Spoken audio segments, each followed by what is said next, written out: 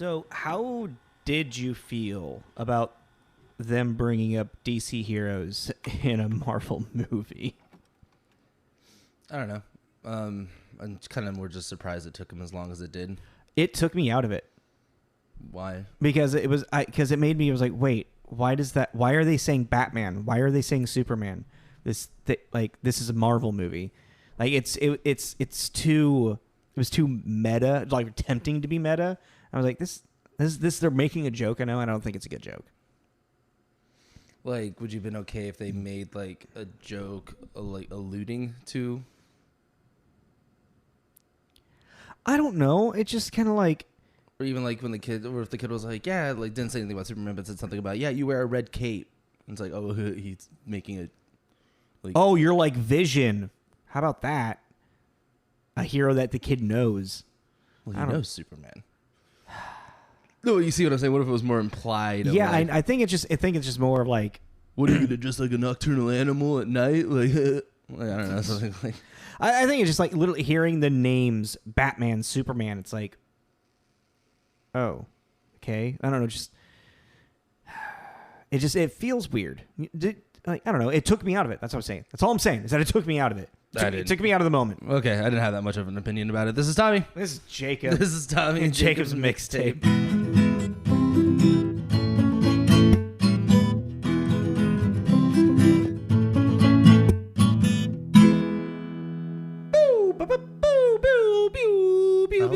Hey, welcome back. Tis the season. Wait, what song is it? 'Tis the season to be jolly. Oh, I was like, we're not doing this song thing again. Christmas song, can't remember. I'm going to probably do it the entire month. That's going to be the way to bring me into the energy that I don't actually, no, probably not. Anyway, how's everybody doing out there? Hello. Welcome back, everyone. Yes, continuing up on our holiday. I kind of wish like I had like some bells like ching ching ching ching ching ching as I'm talking holiday or Christmas like little holiday. You want jingle bells? Yeah. I guess I just didn't want to say jingle bells. We can make it work. We'll make it work. We'll find some. All right. Well, as of last week, we just did Die Hard, which was our unconventional Christmas. We are now moving into conventional-ish. Yeah, I was Christmas like, this is movie. actually, at the end of this, I was like, this is actually kind of unconventional in a lot of ways. And I was like, this happened on Christmas. Yeah. These poor people. We are reviewing The Family Stone. Yes, The Family Stone. Released December 16th, 2015. Its premiere was on my birthday. Oh, interesting. Yeah, it premiered in fucking, like, Switzerland or something? As I do my Patton Oswalt voice. Yeah, hold on a second here. No, what was it? Yeah, in the UK, in the Swindon Film Festival. This movie released like almost everywhere, but it had released a lot of places on the 16th, but it wasn't released in America until the 16th, but it had UK, Iceland, Switzerland, Germany, South Korea before it went into like Canada and like the rest of the UK and the United States and stuff. Huh. I was like, that's interesting. Weird. That's very interesting. I wonder why that was. Do you know why? I couldn't find that. I couldn't find much about this movie. I think I read an interview with Sarah about it. But I found out Entertainment Weekly. Yeah. I found a fun thing on vulture.com as well. But even still, just like didn't really give much about this movie, so this might actually be a rather shorter episode. Maybe? I was kind of having that vibe. Yeah. But yeah, let's talk about some stuff with it though. Anyway, so IMDb Family Stone has a 6.3 IMDb rating, and it had a 53% Rotten Tomato rating and a 63% audience score. And there was no Metacritic percentage or anything. Meta was 56. Oh, it was? Okay. Yeah. So, kind of down the middle, a lot of the ways. Yeah, like with Metacritic, there are 18 positive, 15 mixed, 2 negative. Mm-hmm. And the 2 negative are really, like, negative. Well, I can't wait to hear those. And then so far, box office-wise, it was number 43 domestically, number 60 worldwide. We just did a 2005 movie, so I don't think we need to talk about Harry Potter and all that stuff that came out this year. King Kong, is that the one with... Yeah. Right. Did you get numbers on the box office? Yeah, so had a budget of 18 million and then grossed 92 worldwide. So it actually made a good chunk of change. It wasn't complete, absolute. What was its budget? 18. 18. Okay.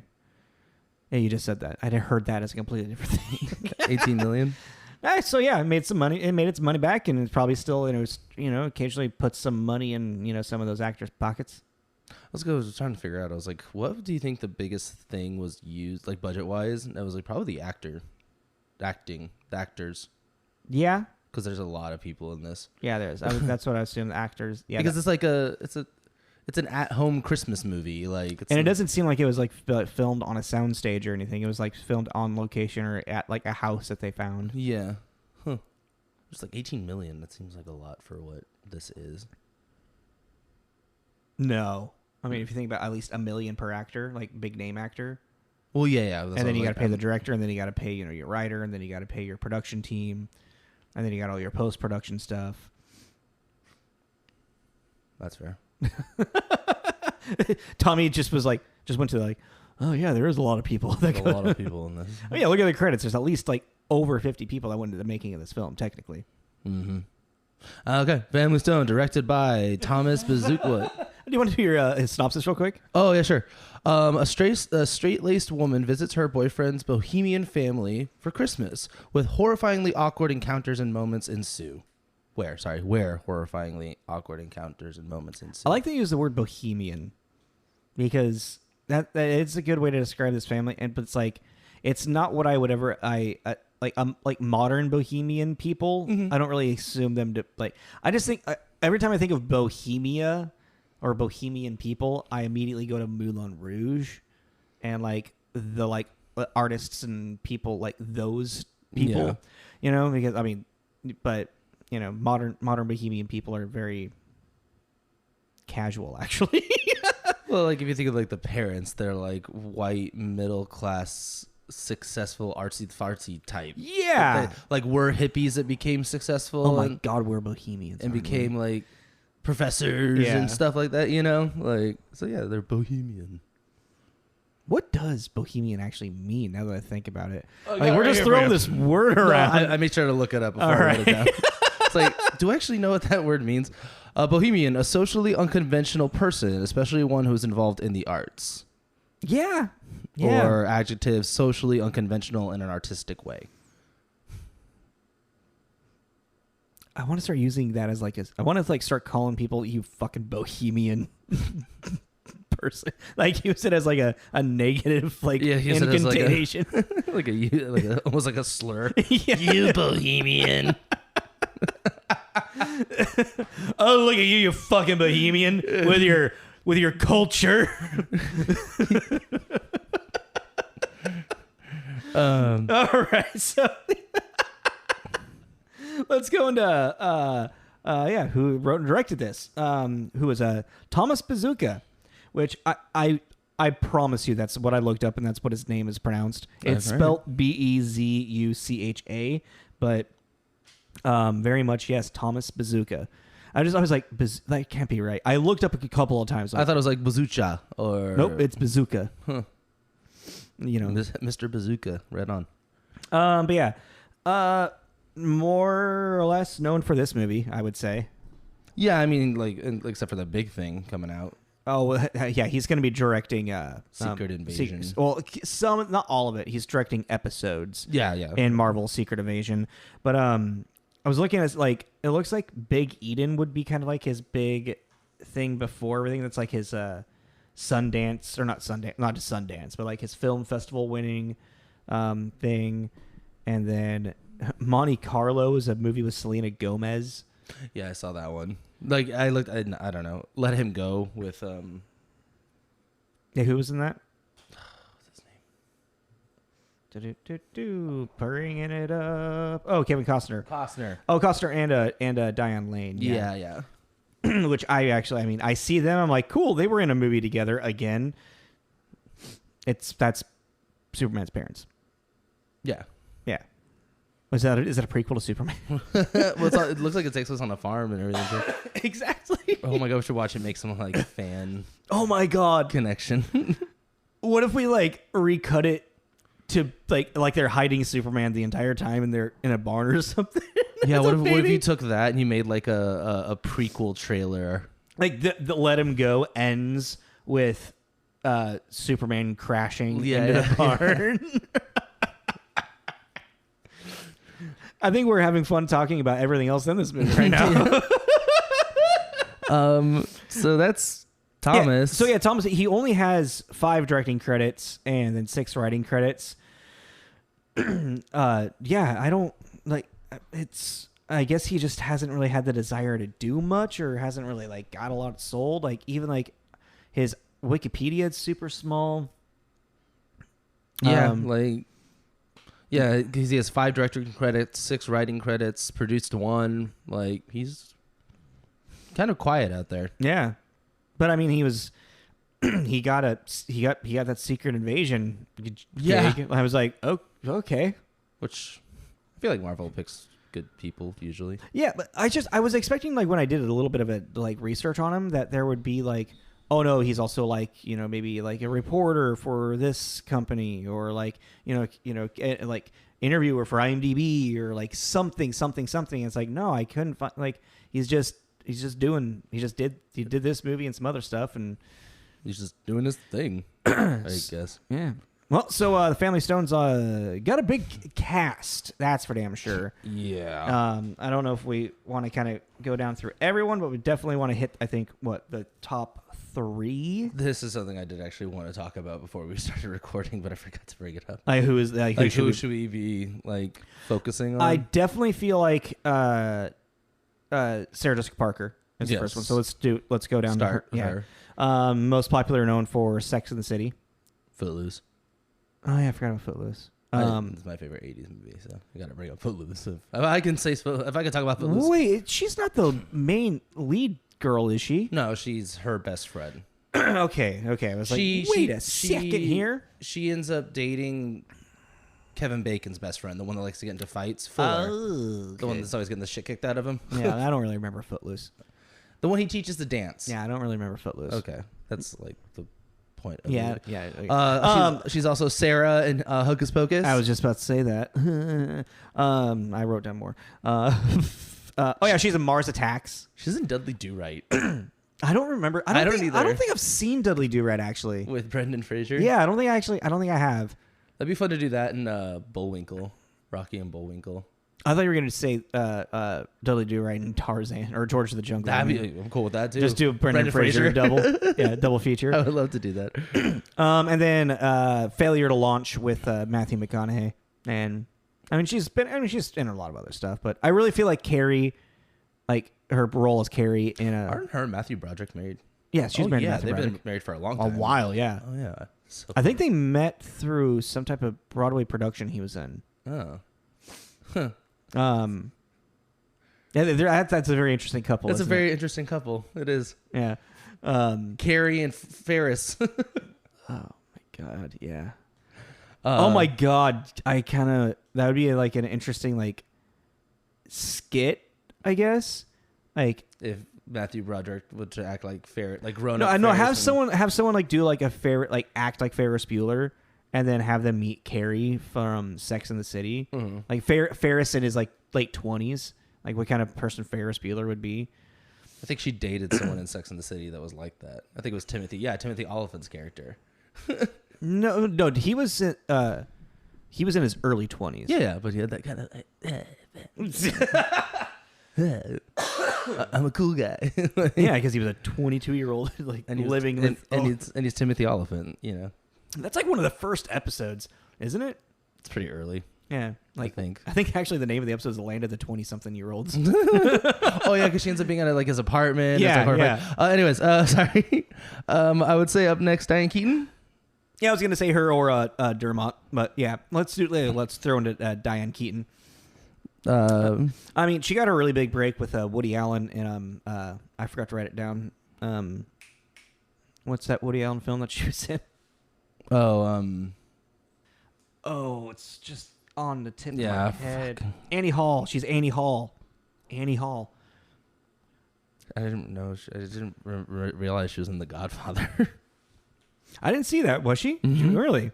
And I looked up Diane Keaton Godfather, and it's her very young. I was like, Oh, oh, great. wow. It's got to be a very small role, I would assume. I just come to realize I really don't think I've like completely sat through like Dude, all I the Godfathers. haven't seen it since I was like when I did my first film class. I think I've seen the And first one, maybe, but not all the way through. I've never seen all of them. Oh, I have not seen all of them. Mm-mm. Oh, she's only the first one, he said, though, right? I think she's in the second one. Oh, and the second one. Okay. The first and the second one. Oh, okay.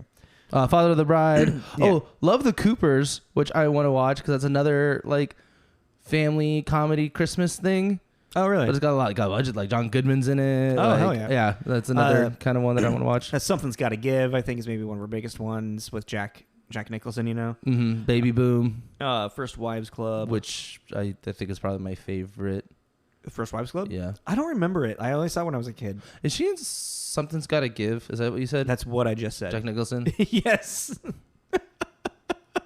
I was focusing on something else. That's fair. I was like, she's in Something's Gotta Give. Was she in Something's Gotta Give? Yes. All you had to be was like, yes, she was. Uh-huh. Everybody at home listening, like, wow, they are really not listening. Diane Keaton, who I love. She's a wonderful actress. I love Diane Keaton. Yeah. So yeah, I think Dermot Mulroney is probably the next big one. Yeah. I think there's probably two more after this, really. And Dermot, I didn't realize Dermot. He's one of those guys that I always recognize, but I realized I haven't really seen him in a lot of things that I could pinpoint. Actually, Yeah, it's kind of one of those like he's famous and I don't know why. Like Yeah. I recognize him, but I don't. like biggest thing every time I see him, I always think of Friends because he's Gavin, who almost takes Rachel's job when she leaves for maternity leave. Oh yeah, I forgot he was in Yeah, that. he's only like 2 episodes, but maybe 3. But yeah, he's Gavin, and then he's like the older, successful guy that Zooey Deschanel dates in The New Girl. And then he's in Best Friend's Wedding, Wedding Best Date, Friend, yeah. Must Love Dogs. He's in Zodiac, which I don't remember him being in. I don't remember him in Zodiac. It's like I have like a flash of a memory of him in Zodiac, but Or Young Guns. I don't remember him in Young Guns either. I don't think I remember seeing Young Guns since I was a kid. Yeah, same. But then, like, one of the movie that kind of threw me through a loop was one of his earlier ones called "Where the Day Takes You," and that was like it's like a late '80s teen drama about like homeless kids in Southern California, and he's like kind of like their like leader. Like it's more of it's a drama, and it was like a movie that my mom really liked when I was a kid, and I remember watching it with my mom because she had on a VHS, and I was just like, oh shit. Like, I saw Where the Day Takes You, and just like the movie just like flooded to my mind. It has like Sean Astin, Will Smith, Ricky Lake. Has a huge like star like. Did we talk about this before? Very possibly that we have talked about it. I And don't know Wild if West. Maybe yeah, because he's in a wheelchair. Yeah, bro. and Will Smith. Yeah. I was like, this sounds vaguely familiar. Yeah, because he's in a wheelchair. Yeah. Yeah. I think we talked about it. We were talking about Will Smith in the Wild Wild West episode. But yeah, like so when I saw his name and then I saw the name King, I was like, oh shit, he's like the main character of that movie. So like I was like, oh okay. But yeah, he's Dermot. He's that name Dermot.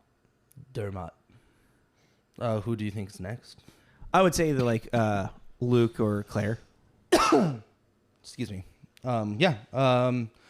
I guess Claire Danes, Romeo and Juliet, My So-Called Life. Terminator 3, which I forgot that existed. That's when they're like in their 20s or whatever, right?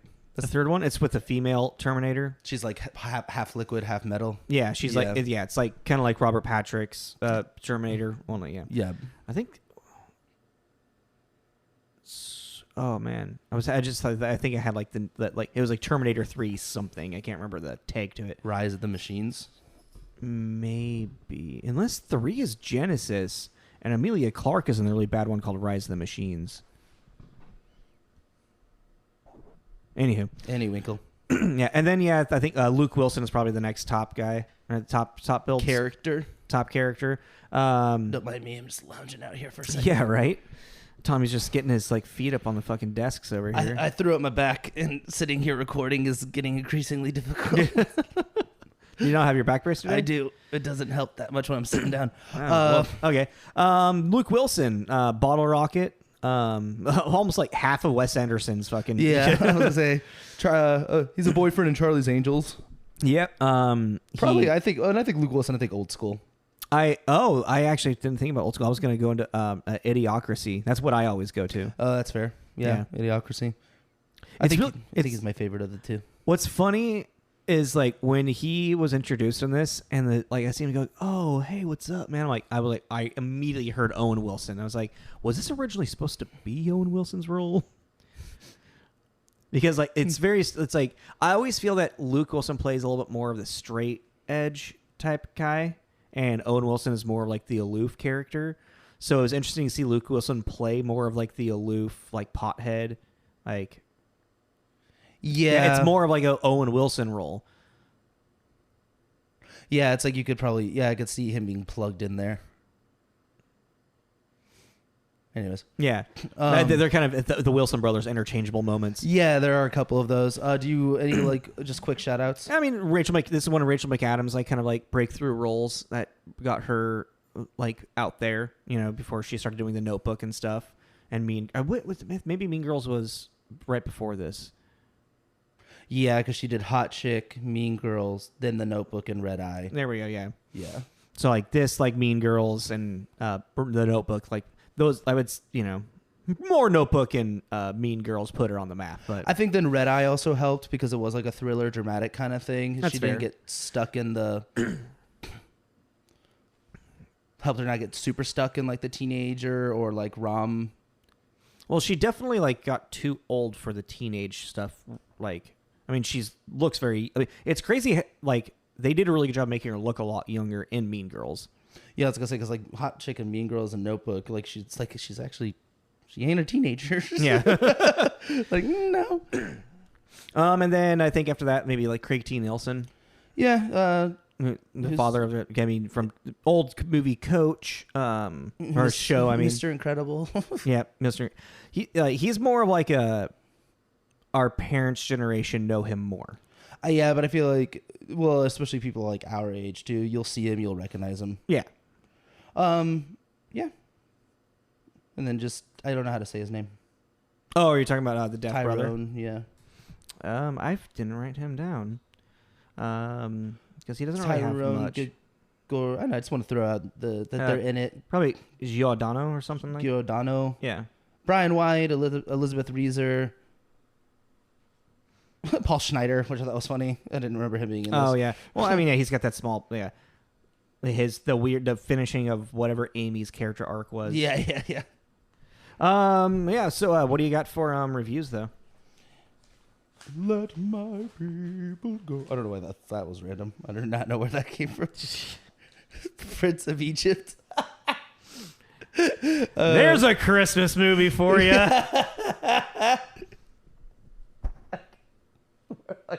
It's more like a Hanukkah movie, if anything. It's definitely more of a Hanukkah movie.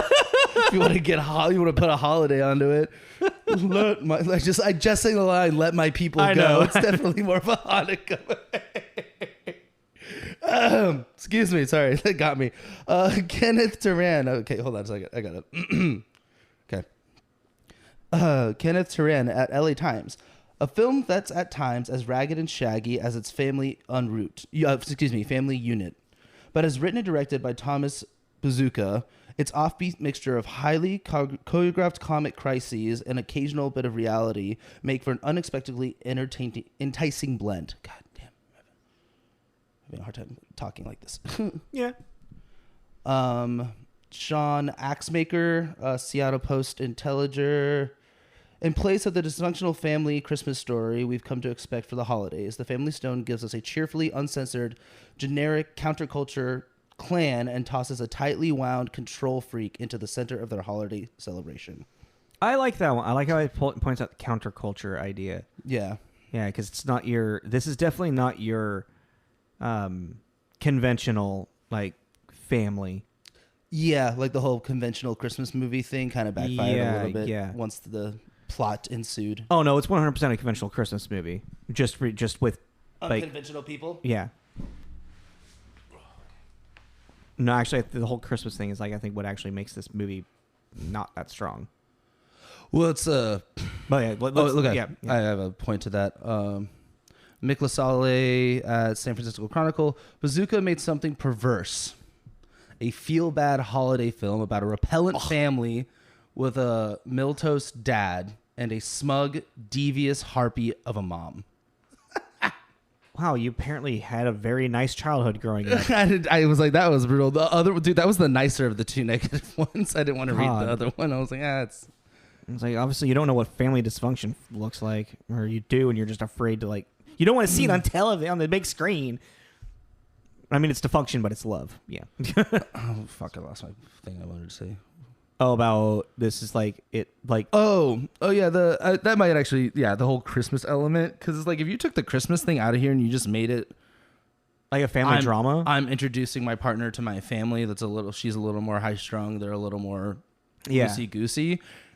It would have worked. That's not necessarily what I mean by that. By it like putting the Christmas element is kind of like what falls like faulty is like it's the need of like it being a Christmas movie with that like happy like happy ending type thing, like the Christmas, like if it's a Christmas movie it needs to have like everyone gets their happy ending type thing.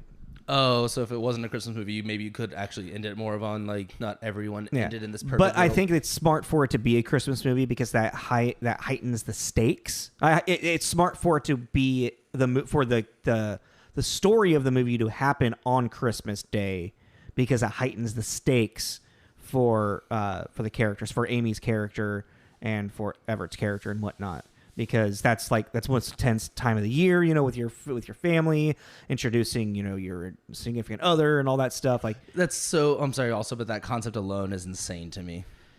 Like having that be the first time they meet. Yeah, it's already a stressful it's already as kind of a stress. It shouldn't be, but it seems to always be a really stressful time. Well, I mean, it depends on like the situation with it. Like I think it could be kind of like a there could be a romantic idea in that, especially if it's like, we've been dating all this year, I live across the entire country, would you like to come back and meet my parents? Mm-hmm. And like there's something, but like the thing is that they're in New York and the family's in fucking Boston or Massachusetts, right? It's a small Boston town, right? Or a small Boston town. Small town in Massachusetts. For some reason, I thought it was in upstate New York. Are they in upstate New York? What is the description? The description said something else. I thought. Nope, that's not the right one. Plot follows Mr. Vander's Stone in a small New England town. New England. Okay, I was like, I thought there was a new in there. So yeah, Massachusetts. Yeah, so New England. Okay, I thought like I just read the new part. What is New England technically though? Like, I mean, it's like part of Boston. It's like, is it Maine, Massachusetts, and like, is it like all of like that northeastern like peninsula type thing? I don't know. Never been over. I don't know. All right, cool. We don't know. The only time I've been on that coast is in a Fallout game. That's completely fair. That's the only time. I've only been to the East Coast. I've only been to New England in video games. But anywho, so this movie, it is definitely a Christmas movie because of like how it ends with like Everett getting with her fucking. Whoa, wait, don't get into that yet. Let's go through. Okay, like I don't know if I enjoyed this movie. Also, to be honest, like I really appreciated like the acting in it with Diane Keaton, and like there was a very like. She had some really great moments. And Rachel McAdams had it's some. so really like what. It's a good story about family. Yeah. It's a good story about family, but there's definitely like... It's just really the ending that makes you kind of go... And I told my partner this too. It's the rationalization that they try to make you feel like this is a normal situation. Yeah, that this is how things normally would unfold. It's like, no. You need to... If you in the script acknowledge how fucking weird this was of an ending, then it would be fine. But to be like... Siblings swaps like spouses all the time. Like what? Like no. Yeah. That's like, And it was very much like dead giveaway that it was going to happen with like the immediate meeting of these characters too, with the way that it's filmed. I was like, you just like, that wasn't subtle at all. You're like, now I'm just waiting for this thing strangely not incestuous shit to like unfold. Yeah. Like, yeah. And so, but it's a Christmas movie. Just it's more it's definitely more of an unconventional Christmas movie that is still a conventional Christmas movie. Does that make sense? I mean, it still gets me misty-eyed. Just because of Diane, Sybil, that was literally the only moment. I was like, oh, that was like, oh, okay, well, yeah, that pull, like someone who's lost a parent, yeah, that's gonna fucking pull up my heartstrings, like, yeah, but do you still think do you feel like it's still a Christmas movie though? Yeah. Yeah, it just definitely has like, it doesn't have its conventional family. It's just a little more unconventional than I remember it being. Yeah. It's not like your unconventional like Die Hard is or what we're going to be doing next week. It's not, but it's not, you know. It'll be interesting to end this on the holiday and how, because like after watching this, it kind of made me go like, I wonder how good the holiday earlier. Because that's the thing too, is like, especially when you're trying to do like a quote unquote conventional Christmas movie, it's like I feel like they can only be so good. Yeah, I mean, nothing can really beat beat a Christmas Carol in my opinion. A lot of people still like what? No, I'm just listening. A lot of people still like, you know, really put like It's a Wonderful Life as like one of the best Christmas movies of all time as well. Because of like, it kind of has that, it has like a same redemption, like feeling of redemption arc like a Christmas Carol does with Scrooge, but it's more, since it's like post like Great Depression era, like it has a little bit more rings true to like a specific generation of people that remember like feeling like they were lost and with nothing, and feeling like they were at the end of their life, and then just to see that, oh, maybe like to see what life would be without them, and then to realize that they are important to people's lives and whatnot, you know. I think, and then A Christmas Story kind of like speaks to another generation of people that remember Christmas as being like this like almost cartoonistic idea from their childhood that's over exaggerated and embellished in a way. But has like, it still has like a heart to it, but like a remembrance of like ridiculousness. Then you have something like Miracle on 34th Street, which is like super into almost like the commercialization of Santa Claus, and like we got presents for everyone and like stuff. Macy needs to hire Santa Claus, and they hire the real Santa Claus, and like there's the parade. I don't know. Like I'm trying to have you seen the original from the 40s? I have, but the one I've seen the most is the remake. Yeah. But I definitely have memories of seeing that black and white version with like my mom and stuff. Like, yeah, definitely have memories of that. So like, I forget where I was going down to that rabbit hole. Well, I was like, a Christmas movie like this can only be so good, and then staples. It's like any of these ones that aren't like like these are kind of what we were talking about last week. Is like these are movies that become your own personal tradition. Yeah, like this is one of my partners. She likes to watch this every time this year because this is just one that she remembers and like remembers really enjoying, and is still pulls at the heartstrings, and she just enjoys it. Yeah, fair. Well, let's. Oh yeah, there's some stuff I want to talk about. you want to just do a quick like rundown of what happens in the movie?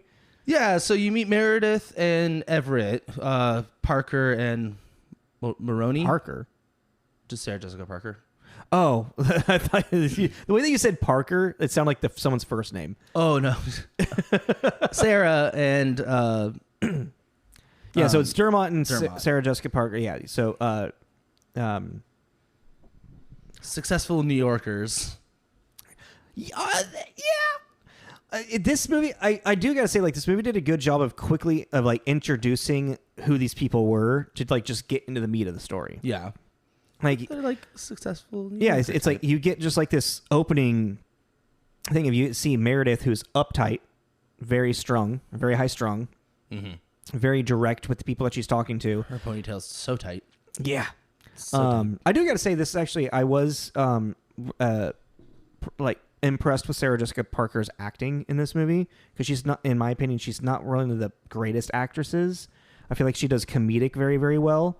But like she's played Carrie for so long, and it's kind of hard for her to break out of that Sex and the City mold. I saw a lot of people saying that this is her breaking. I was like, she still kind of feels like Carrie to me, but just like older and maybe sober. There's a lot of little ticks and like things of like her like uptight nature until Luke Wilson's character gets her all loosey goosey. So creepy. But so yeah, you get Everett, who just looks like defeated, honestly, just staring at these goddamn two scarves of like, what color should I get? The red one. Obviously the red one. Of course the red one. Why wouldn't you not get the red one? Right, that was stupid of me. Like, oh yeah. Yeah, but like so you meet this kind of defeated guy and this very high-strung partner of his as they go to meet this family, which is kind of a huge family, but is a more eclectic. I actually really know I think I got like like we can go through it all, but like I think the way that I just like quickly broke this down, like it's very like snippety. Hold on here. So like introduction, she's uptight, he's broken. Meet the Stones. She doesn't fit in. Sister shows up. Bigot. People discover themselves. Explosion. Switcheroo. Next year. Mom, Dad, it's happy and sad. I like the bigot. So yeah, I just as I was like, actually, I just kind of want to read that really quick. Yeah, I pretty much just like that's the movie right there. Yeah, in a nutshell. There's a lot of oh no's in this movie. Like oh no, oh yeah, oh no, oh yeah. So yeah, we get the introduction of them, and then yeah, it goes to like the opening credits, like the Family Stone, and then quickly cuts to Sybil staring out her window. And actually, I could see like a big thing about rewatching this movie and noticing a lot of like the subtleties of Diane Keaton's acting. Yeah, and there's just a lot of moments too of just like there's a lot of dialogue. Like there's one conversation between Everett's parents that's just really good, and then the father just says something about like he's more terrified because he now realizes that his son doesn't know himself because of this basically dating this woman that he just feels they're not really compatible.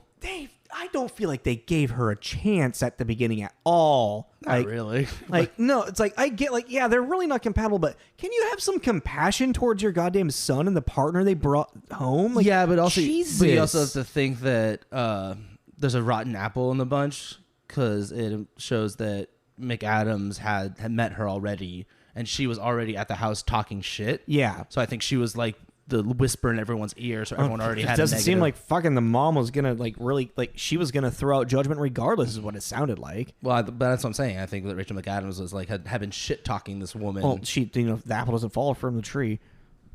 Okay. Anyways, let me finish. No, I'm saying like yeah. Anyway, go. I thought you had more to say. No. But it was on the note of like you saying like when you rewatch it, it's like I noticed that this time around because I was like why did they like turn on her so quick? And I was like, oh, it's because Rachel McAdams has been sitting here talking shit this whole time. Well, it seemed like it was like Rachel McAdams and so Amy and Sybil, his sister and mother, they're the ones that really immediately are turned on her quicker than anyone. Like the father, what's his name actually? Where is it? Kelly. Yeah, Kelly. He seems like he wants to give her a chance. He seems to be the one, like, he's like the most grounded person in the goddamn family. No, I think the most grounded person is Susanna. Yeah, I kind of see that. Either that or, I mean, Thad's pretty grounded too. Yeah. It's just like Sybil and Amy are just fucking...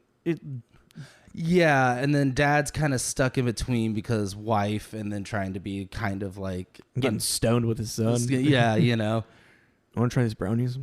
Really good. I was like, yes.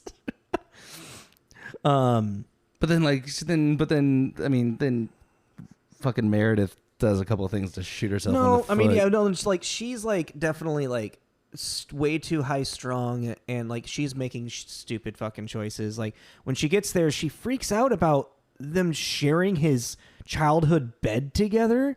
It's like, why? Yeah. What's wrong with you guys? Already because oh, it's in your parents' house. Like, what kind of strange traditional values are you trying to uphold here right now? Or even like, and why are you trying to make it so fucking difficult? And then like Sybil too, like, oh, what, you guys don't have sex? Like, calls him out on it.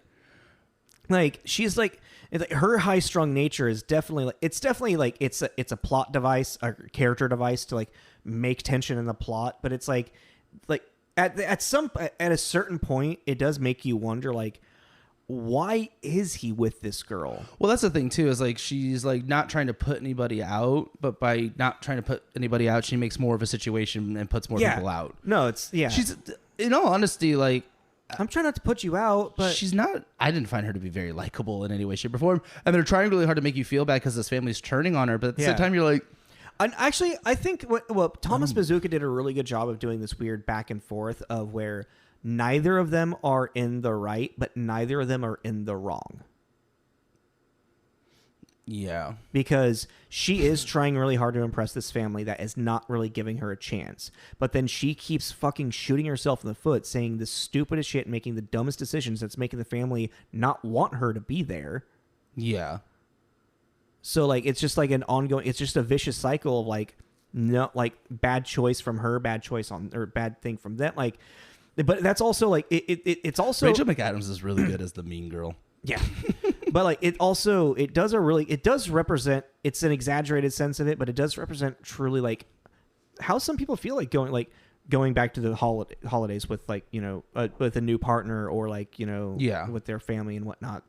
Like, they do a really good job of trying to put Dermot, Everett's character, as this, like, he's kind of like, he's the oldest of them all, yeah? He's the oldest. Yeah, I would say, yeah, he's the... It'd probably like him and then Susanna, and then Ben are in the middle, and then Amy's the youngest, obviously. Yeah. Well, she even calls her my last born. Yeah, yeah. But he's kind of like held on a strange pedestal. You know, I remember at some point his mom was like, just take that fucking tie off. Well, that's the thing too, is like, but even with a conversation with the mom too, he has put himself on this pedestal.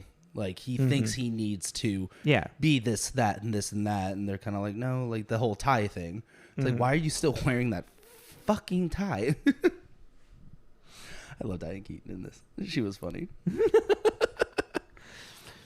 She and something's got to... God damn it. She is great in this movie, but there is a big part of like when she refuses to give the ring, I was like, that's a fucking hard scene to watch. Cause like, there's a part of me that's like, just support your son. Or I also feel like there's so much more of this could have been handled with just like, let's have an honest conversation. Mm-hmm. It's like, okay, you want to give her the ring? Okay. We're not sure we really like her. Like, so you see what's happening, you see what she's saying. How about next year? Let's be with her for another year and then give it a try. Or if you wanted to, if you want to marry her, that's fine. But also, this is my family. This is my family heirloom to pass on. And I don't feel comfortable with her having it. Yeah. And I mean, I kind of am more on the mom side of that because it's like my thing. It's mine to bestow on who I want I want to. And it's also like, but even then, it's like this, I wouldn't want, I don't know, to give my mom to give it to me to give to someone like almost as a guilt trip. Yeah. I'd want her to want to give it to me to give to the person. Yeah, exactly. So for her to be like, no, I'd be like, don't think I'd push it. There's so much little passive aggressiveness inside of this goddamn family of just like little jabs of like guilt ridden bullshit. I'm just like, can we like it? I don't. It frustrates me. I don't. A lot of families have that, obviously. Yeah. I've given. I don't fucking like. If anybody tries to pull that shit, generally, I feel like with my family, I immediately try to stop it. Mm-hmm. Like, if anyone and like say what you actually mean, and they don't like it when I do that, but. Well, then, yeah. I mean, like again, an example why the family doesn't like this character. At a certain point, they're playing charades. Yeah. And Rachel McAdams gives her, what is it? The bride who wore black. Yeah. And Sarah Jessica Parker's character Meredith can't think of. That was such a fucking stupid setup. She can't think of the fourth word, how to describe the fourth word. And Brian White plays the boyfriend of Thad. Yeah. And he says, this is what I thought was kind of interesting, kind of weird. He says, it's okay. Like, he said something like along the lines, like, it's okay, honey, take your time. Like, like, think of it. And then she stops to think. Yeah. And points at him. Well, no, yeah, she was like pointing at him, like acknowledging what he was saying. I'm like, no, he was the one that just spoke. She's like, so she's like, okay, she's thinking and like, yeah. And then Rachel McAdams turns it to like, oh my God, you're pointing at him. And then everyone in the room's like, pointing, what happened? And then Sarah Jessica Parker storms out. And then Luke Wilson like reads it out loud, and you're like, oh, she was trying to think of the word black and was pointing at the black man, which I don't think she was doing on purpose. I don't. Or even like I don't think it was like an unconscious like, oh, there's a black person. Because she wasn't going. She wasn't going. Yeah, it was like he's the last person that spoke to her, and she's acknowledging that, and she's trying to think of like a way to describe black in charades. It was really uncomfortable. It's very uncomfortable, and I think, and it was 100% a setup by Amy, like Rachel McAdams' character. Yeah, she's really good at being a mean girl. Yeah, she is. But then that's bullshit too, because then Luke Wilson, the middle brother or whatever, grabs her and gives her a noogie and says something like, oh, almost like, oh, you rascal. Yeah. Like, no, she should be in trouble too. Like you're enabling bad behavior. Yeah, like you're causing situations. Can you not? Can we talk about Ben now and the weird creepiness of him and how whatever the fuck happened with that? Ben is Luke? Yeah. Yeah, no, he's incredibly creepy.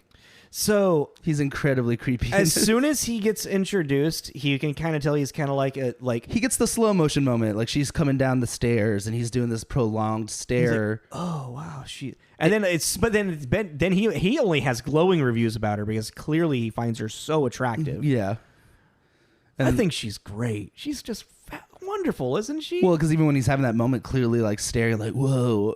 McAdams slaps him on the back of the head. Yeah. And then Everett slaps her on the back of the head. So everyone's like aware that he's like checking her out. Yeah. But we're just going to ignore, again, passive, let's just ignore that. Not like the brother being like, can you stop staring at my girlfriend like that, you creep? Yeah. Like, I was just realizing like maybe like the whole, isn't she great? She's great is kind of like a jab at the family because he knows they're already talking shit about her probably. Well, yeah, no, but there's even that scene where he says like, oh, hurry. Oh, we're just going to be in here talking about you. You better hurry back because we're going to be in here talking about you.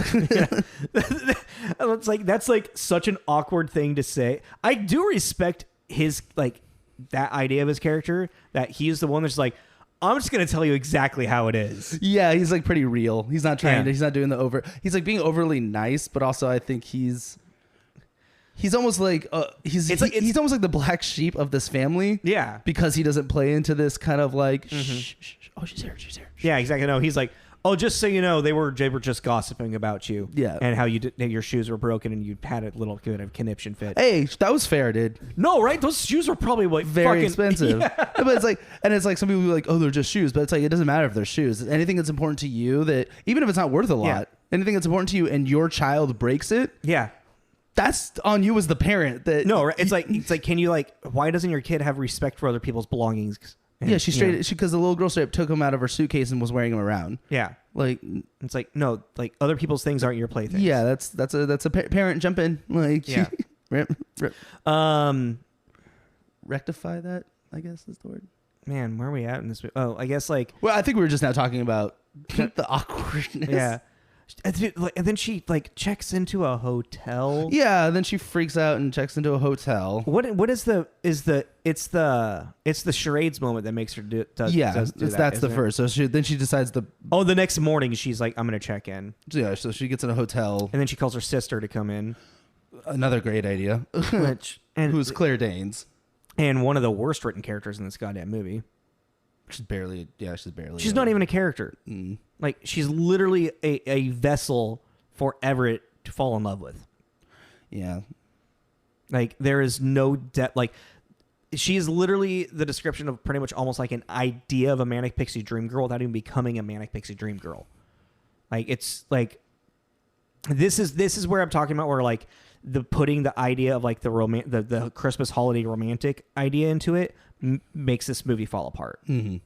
It's the beginning with this character. If you actually take out Julie's character and you just explore more of like how like Meredith is going to try to fit in with his family and maybe have it just end on a sour note of them breaking up. You know, maybe the thinking that she slept with Ben is the curse, or like the thing that make them realize like, oh, we aren't actually in love. Yeah. You know? And then why does Everett need to fall in love at the end? Because it needs to be a happy Christmas movie. Yeah. So yeah, you meet this. No, it's like, because it's like, because we gotta get to the ending. So you meet this character, which is this also, it's just like another weird, bizarre moment, but then it leads to now Christmas Eve dinner. Well, hold on a second. So there is that moment when Julie is introduced, and you get that slow motion moment with her and Everett. Yeah. Her getting off the bus. So again, like when I saw like that weird, like, oh, Luke, that moment of like, oh, Luke Wilson and Sarah Jessica, or him at Sarah Jessica Parker. Also, it's not the girls having that moment with the guys. It's the guys having the moment with them, which it's very one-sided and very strange, actually, with Thomas Bazooka, now that I think about it. But he's writing for Hollywood, so. I mean, I guess, and even right before that, too, Everett's like, fuck it, you're not going to give me the ring. I'm going to go buy one. And Thad, like, asked, basically. I really like, that was a very sweet moment. He's like, don't ask her to marry. Yeah, like you don't, bad idea. Yeah, this isn't a good idea. And it's not like in a, like, the family doesn't accept her or anything. It's like, it's Thad really just being like, I know you as my brother, and this isn't a good choice for you. Yeah. So yeah, we meet Julie, and she falls off the bus or something. Yeah, this movie. Once we start doing it through this like lens thing, it's so weird. She falls off the bus, and then the family's like all trying to take care of her, and because she's now the damaged little lamb or whatever. No, they just like her more after this initial meeting. They're all just like taking, and that's just a device point to show like how much they like the sister more than her. So then she feels all weird about it, and Sarah Jessica Parker's character feels all weird about it, and then Sarah Jessica Parker has the most horrendous thing to say at a Christmas Eve dinner. It's amazing. I can't. That was so hard to fucking sit through. I only say it's amazing because if you watch this scene, the amount of tension that you feel watching it is like you're sitting at the table. It's palatable. Yeah. Well, I mean, I wonder how much of that was kind of like almost like a writing therapy session for Thomas Bazooka. I shouldn't say therapy. He's definitely felt that at a dinner table, probably with a family, you know? Do you think that comes like from real, like, firsthand experience? It felt very real. So basically, to give you context of what is going on is, Thad and what's his name? Shit, I forgot to write Patrick. Patrick, yeah. Thad and Patrick, who are a couple, are talking about having a child. Yeah, they're going to adopt. They're going to adopt, and like this whole thing, but then it turns into. Well, then there's like, is it Julie asks, do you mind? Is it Julie that asks? Yeah, she asks, do you care about the race of the child? Yeah, do you care about the race of the child? And then Meredith, Julie. Yeah. And then everyone's like, no, like she's like, I'm sorry, like I was just curious. And they're like, oh no, it's fine. And it's a very like pleasant conversation, just like I was just curious because Patrick is black and Thad is white. So do you have a preference? And it's like totally fine, but then it turns into a nature versus nurture conversation about homosexuality. When she first asked, how do you guys feel about the theory of nature versus nurture? You're like, oh no. I was like, no, they're not. That's no. Don't bring that up at the dinner table. I was like, wait, hold on. I was like, there's no way she's gonna bring up about a gay couple raising a child. I was like, no way. There's no way. There's no fucking way. And no, that's what she's doing. But then even then, the family kind of navigates it well. Yeah. And strangely navigating well to trying to actually give her a chance to be like, what you said was a little wrong. Yeah, like they really are like we'll reel it in. But then she just keeps going. She just digs herself a giant goddamn And what we mean grave. by that too is like the mother is talking with the other children about how she like hoped that all her sons would be gay. Yeah. And yada yada, and they're laughing, and then like, it's a family joke, a family inside joke. Yeah, like they just kind of blow it off. Yeah, but then she just doesn't stop, and she's like, "What? you wouldn't really wish that upon a child, would you? And then crickets. And it's like, it's like, what do you mean wish that upon a child? And again, they give her an option, because even Everett at that point goes, no, Everett's like, you need, like, drop it. Or no, she goes, that's not what I mean. He goes, okay, then how about you say what you mean? And you're like, oh, Everett, the boyfriend's no longer on your back either. Yeah. Ooh, you're on your own. No, because like as if you're fucking dating this person, you're about to you're about to realize something big about this person. Yeah, but it's also like, what are you saying about my brothers at this point too? Like, because they've been together. He's my family. Yeah. Patrick is my family too. What are you saying about my brothers? Yeah, and it turns into like she pretty much saying being gay isn't normal type thing. Yeah, like why would you wish that hardship is I think the word that she used. Yeah, it's like it's like, and it's like I know what she's trying to say, but she's saying it in all the wrong fucking ways. It's like, yeah, it is hard for a young man to like discover their like who they are, sexually and whatnot, and like deal with that growing up, in a world where normative is to be heteronormativity is the world, but you don't say you don't say it in a sense of like, why wouldn't you want your kid to just be normal? Yeah, but also and I just say this isn't polite dinner conversation. No, this isn't something. This is if you want to have a one-on-one conversation about something like this, totally. But a dinner table of 8 to 10 people on Christmas Eve, like no. Let's not do this like right now. This isn't the time or place. No, and fucking like to correct Kelly, you. what like is finally like I said, like hitting the table. Like he's such a very calm man to see him actually like have a pop like that. Like that's enough. Yeah. It's like, oh, Jesus Christ. It's like. Then she storms off again.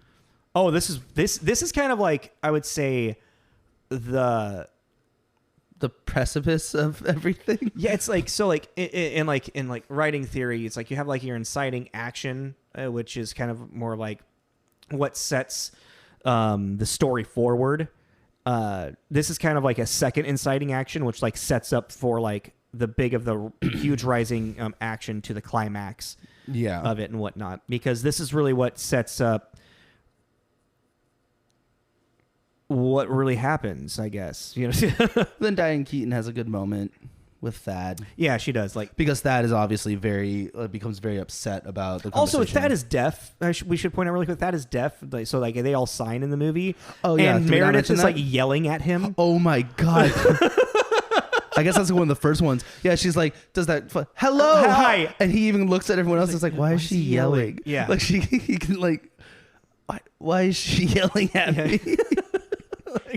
And he's actually a deaf actor. Yeah, he is actually.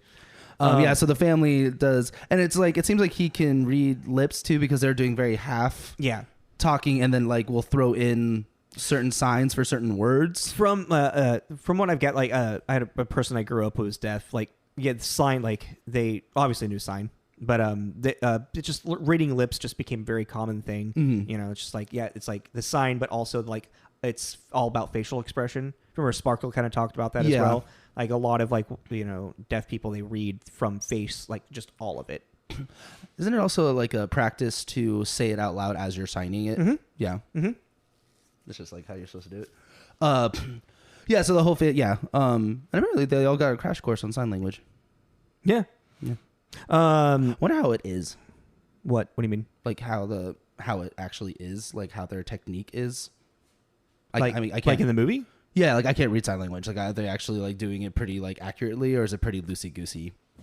I mean, from what I know about it, it looked pretty accurate. But also, a lot of like once you get really like when you're with a family, I've been told, I should say, is a lot of it does kind of get almost turned into a throwaway, kind of like more loosey goosey. Yeah. Like you get what I mean. Yeah, exactly. Yeah. Okay. And it's like, because like when you start getting less more proper, when you get more rigid with it, it turns into you making like you're trying to make a statement with it. So. Oh. Okay. Yeah. I mean, the body language is just a big thing with it. Yeah. Totally. So yeah. Why is she yelling at me? So yeah, she says some very homophobic stuff and. Excuses her, leaves from the dinner table, and then Everett's like, I've lost my appetite as well, and so Ben, oh my God, that's right. She starts wrecking the car. Yeah, she's so like distraught that she starts trying to get out of the driveway really quick and like ends up breaking the car. And Ben comes and like takes her to is like still pulling these weird creepy moves and takes her to a bar. Oh my God, his gray sweatpants when he gives her the coffee. Yeah. Gets her a bar. They start drinking. Like finally loosens up. I really like his advice to her though. Is like, you're trying too hard. Yeah. You really need to loosen up. And then the whole like lean back, and she's like, I'm uncomfortable. He's like, yeah. And then this time now, Everett and Julie are running around looking for them. And like you can like they're getting to know each other, and you can tell that Everett is like falling for Smitten. this girl. He's smitten. Yeah, he's smitten because she's lived a very cool like life of exploring, and a little bit more of it seemed like what he wanted to do, but then he became like trapped in this professional world with Meredith. Yeah. Because he was like, when they met, he was leaving to go see a Buddhist statue. Yeah. It's like 7 foot tall Buddha, metal Buddha, which actually I've heard about and I would love to go see. So like, yeah, he seems to be like, he was so much more of a free spirit before he met Meredith. Yeah. You know? And I feel it's like he can tell that he could be that free spirit with her sister. Ooh. And then he fucking makes a pass at her like what the fuck, dude? He walks her back, like they can't find Meredith or Ben, so he walks her back to her hotel, and then he's like, I was wondering if maybe you wanted to get some coffee or I don't know, something. And she's like, oh, no. You're my sister's boyfriend. I can't do that. That's creepy. Like, what the fuck, dude? And then he gets all, oh, okay. It's like, yeah, feel bad, you dirty piece of shit. God. Then it's kind of, and this whole time it's kind of cutting back and forth between the two siblings with the other two siblings, and Meredith ends up getting like super drunk, and they end up going to like smoke some pot. Yeah. And then they have like a little moment, and then, like, you had a dream about me, and what was it? And that was actually kind of a sweet like story. Yeah, like you were shoveling snow, and you saved me. The snow. And you saved me from the floor. No, it's definitely it unravels quickly into like opposites attract, and that's how, like, you know, they'll bring out the better of each other type thing. Yeah. You know? The free-willed brother will loosen up the tight Meredith, and the exploring Jane will let Everett have his adventure and with her. I almost said inside of her. Hey, that's what he wants to do. Adventure to be had. Sorry, that was gross. That was what I said. That was what I said that I immediately regretted. I mean, so it sets all of this up for then like a Christmas morning nightmare to happen. Which this is the climax of the entire film. Well, I guess we do need to bring up Sybil. It's been revealed at this point. Sybil isn't gonna make it till next Christmas. What's it called? I thought she had breast cancer. Yeah, no, remission. Oh, she was in. Yeah, her cancer was in remission. Is remission good or bad? No, remission is good. No, it's right. Remission's good. Yeah, because that means it's going away. It's back. It was back. Yeah, but like full-fledged, like. Like, basically, this is going to very possibly be her last Christmas. Yeah. And it's very, very beautiful, well-acted moment with Diane Keaton and Dermot Mulroney when she offers to finally give him the ring, the grandmother's ring. Mm-hmm. And she's like, because, you know, she's like, I do want you to be happy. But obviously there's some passive-aggressive, like, you know, jabs there. But then she's just honest, like, I'm sick, and I don't want you to do this because you're rushing to do something happy for me, to make it feel like you can fix everything. Oh, that's what he meant. What? Fat ass is like, is this about mom? Yeah. And he's like, yeah, of course it's about mom. I was like, what about mom? It's always about mom. Yeah. Okay, got it. I mean, it was kind of like a jab, like, it's always about mom, you know, yeah, of course, yeah. you know, but also like, no, like, he's trying, he wants to show his mom that he's like, I'm going to live happily ever after. Hey, look, Ma, I made it. Yeah. You know, and that's what, you know, when she's like, take the fucking tie off. Yeah. Get this crazy uptight bitch out of my goddamn house. Fucking be in love with somebody that you're going to be in love with, you know. But like, that was actually like him breaking down. Like it's like, yeah, losing parents sucks. But he has kind of made a choice at this point that he's not. Oh my god! Then he puts the ring on Jane. That's not. Well, first we have the Meredith waking up in Ben's bedroom, half naked, assuming that she slept with him. I mean, I would assume that too. Blackout night, you wake up and he's in the shower whistling away like. But that was awesome when the dad like walked in. Yeah, no, Kelly walks in. He's like, oh my god. This movie's very cringeworthy, but it's like Meet the Fockers. Like, oh no. Yeah, but Meet the Fockers, like it's like over the top funny. Like this is like very real and like uncomfortable. Like, like if I don't look, it'll go away. Yeah, like no, like Ben Stiller making an entire speech about how he can fucking milk cats because you can milk anything with nipples. You know, it's like fucking a different type of cringe. But yeah, so Kelly sees that Meredith is in his other son's bed, and then Luke is like, "Oh no, I just want to see the ring on your finger. Let me see the ring on your finger."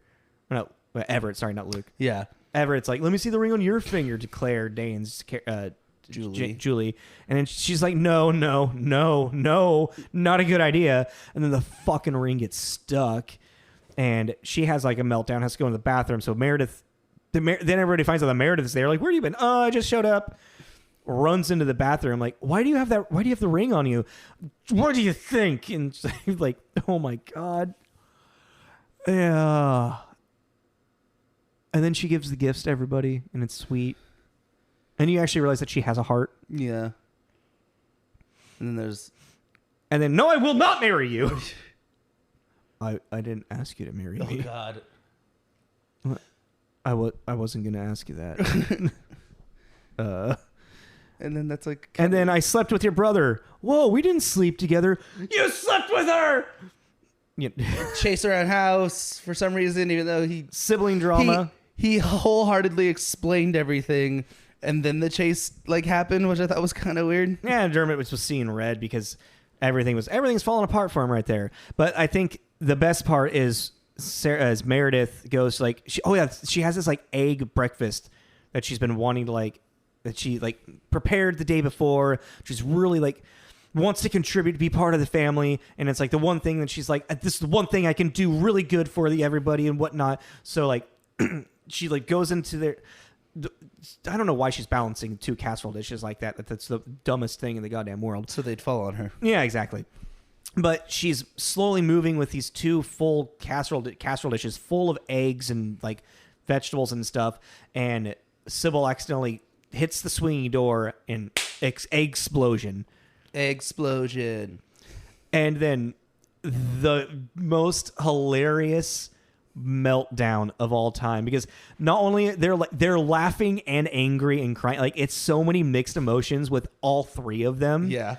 Just like Sybil's like, oh, like trying not to laugh, but like a bit of so like, oh my god, no, let me help you, let me clean you up. And Meredith is like, why do you think you're better than me? Tanky's trying to get her shirt off to get the egg off. Yeah, she's like, no, honey, you're okay. We're okay. We're not better than you. We're not better than you. While Everett is chasing Ben around the house, wanting to beat him, and Kelly is just like, that's enough. Stop the fighting. Why the violence? And then, and then Amy goes and makes out with Brad in his ambulance. Yeah. Let's see, what is it? Julie decides she's got to leave. Oh no, the ring falls off her magically. She's got to leave. What happens with Meredith? No, Meredith and Ben just go and like lay in his bed together, don't they? So it's kind of Everett takes off to go find Julie. Meredith gets herself cleaned up, goes and talks to Luke Wilson, and they end up like cuddling. Yeah. As Everett's chasing down Julie, has that I love you, but I haven't said it yet moment on the bus. She gets on the bus, it takes off. Bus suddenly stops, she gets out. What are you doing for New Year's? They make a date, and then we like basically cut to the next year. Yeah. Where this is where the Christmas miracle happens. Now the siblings have switched, so Ben is with Meredith and Everett is with Julie, and that's totally fine and normal, apparently. Yep, no, that's totally fine. It doesn't need to be addressed at all. Not only that, but also they put so much emphasis on Everett and Julie being together. You just see a flash of them walking in the background of the goddamn house. It's like that. This like whole like tidied up like ending is rushed. Yeah. You see that Thad and Patrick were able to adopt a kid, so they have their little kid. Yep. Susanna had her child. So we have She's not pregnant anymore. We have 2 new babies in the house. Meredith is accepted. She's hanging ornaments on the tree. She's giving hugs and kisses to everybody. And then it cuts to, well, when Amy is what's her Amy? Yeah, Amy's with Brad now. Amy's with Brad. Her this weird little like kind of side love story you're kind of hearing about the whole time. God, yeah. I'm not gonna say it. And then it cuts to the photograph. Well, no, there's that. There is that beautiful moment of the panning of the family looking at the tree as they're tearing up, remembering Sybil's not there, and then that final moment of going up into that picture of Sybil with Amy, pregnant with Amy. Yeah, no, like I said earlier, the fact they tried to make this whole sibling swap thing so normal is like a huge like kick in the teeth. Sibling swap, it's a kick in the teeth.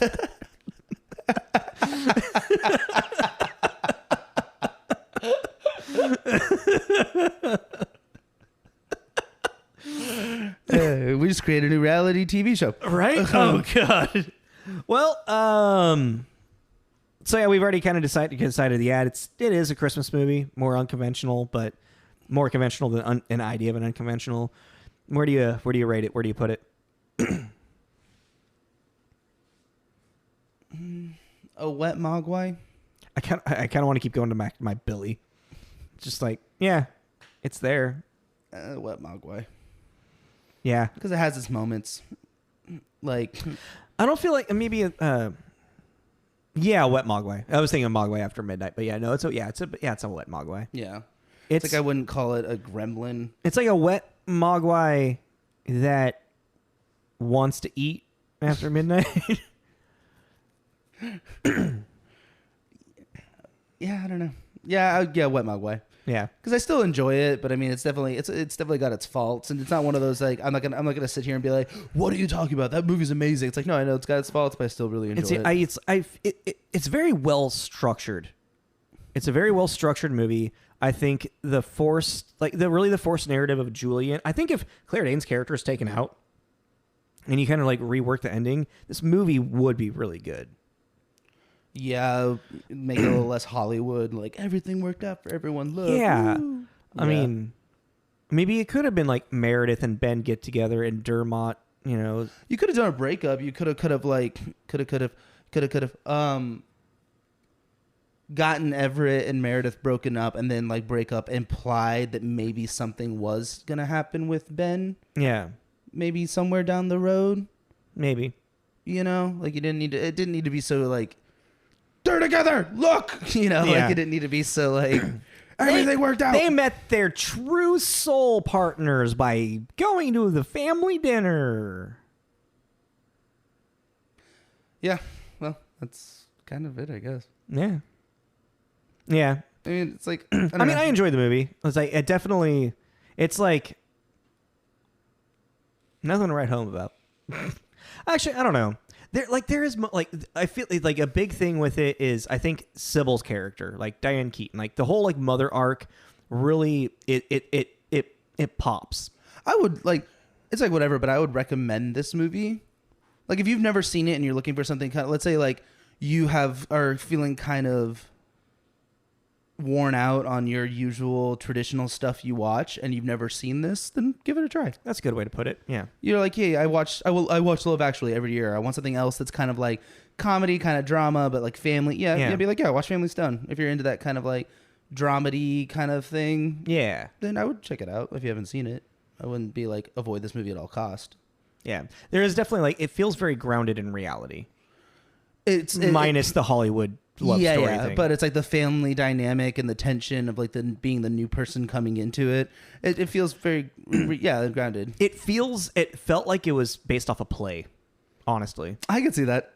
Like it very much had because it was so character driven. Yeah, I could see that. And that's the thing too, is even though a lot of the maybe the actors didn't have the most screen time, everyone felt flushed out. Everyone felt like they were a person. I knew each character. Yeah, they were a person in this family. Even like the side characters, like Brad, who Amy ends up with, like he kind of felt, just because they're talking about him before he's introduced, you have an idea of who Brad is before you meet him. And even there's like one moment where like Susanna is just kind of like a fly on the wall, but then she has a moment with her father towards the end that also makes her like a little more flushed out. Oh, even even with like mom in bed. Yeah, she has little moments that make her just feel like a daughter in this family. Yeah. I think all the characters are well written. I really think I just get really checked out with this whole sibling swap thing. No, because even the awkward moments, that's the worst part of the movie. Because even the charades thing and even that really awkward dinner scene, they're well written. Yeah. It's not like a hate speech happening. It's an awkward, uncomfortable conversation. It feels real. Yeah, that you could see having sitting at a dinner table. Like, what the fuck are you saying right now? But yeah, the only thing is just because of like I said, the normity that they put behind. Yeah, no. So Mom, Dad, how'd you meet? Well, I was dating your uncle, and then I met your daddy, and then it's just like it's like just so uncomfortable. All right. Well, I believe that wraps it up for this week's episode. Yeah. Next week, we're going back to the unconventional. This one, I feel like this should be fun. This should be a fun conversation. We are going to be reviewing Sorry, I have to be away from the microphone for a second. We will be reviewing Gremlins. Yeah. Exactly. I got there. Gremlins, which is one of my favorite movies of all time. Now that I think about it, I have how many Mogwai? A lot. I probably have been watching it about 10 years, so this will be interesting. Really? Mm-hmm. I think you'll enjoy it. It's been a long time. Okay, so subscribe. Happy holidays to everybody celebrating them. We will see you next week. I mean, at sea, but yeah, but we will see you. You will hear from us next week. You better watch out. You better not cry. This is DJ's mixtape's telling you why. This is Jacob. This is Tommy and Jacob's mixtape. Bye, y'all.